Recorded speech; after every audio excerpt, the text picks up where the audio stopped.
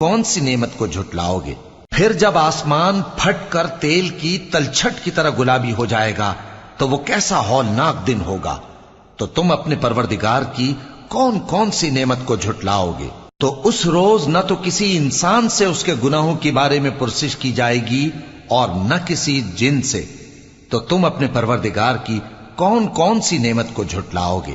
گناہگار اپنے چہرے ہی سے پہچان لیے جائیں گے تو پیشانی کے بالوں اور پاؤں سے پکڑ لیے جائیں گے۔ تو تم اپنے پروردگار کی کون کون سی نعمت کو جھٹلاؤ گے؟ یہی وہ جہنم ہے جسے گناہگار لوگ جھٹلاتے تھے، وہ دوزخ اور کھولتے ہوئے گرم پانی کے درمیان گھومتے پھریں گے۔ تو تم اپنے پروردگار کی کون کون سی نعمت کو جھٹلاؤ گے؟ اور جو شخص اپنے پروردگار کے سامنے کھڑے ہونے سے ڈرا اس کے لیے 2 باغ ہیں۔ تو تم اپنے پروردگار کی کون کون سی نعمت کو جھٹلاؤ گے؟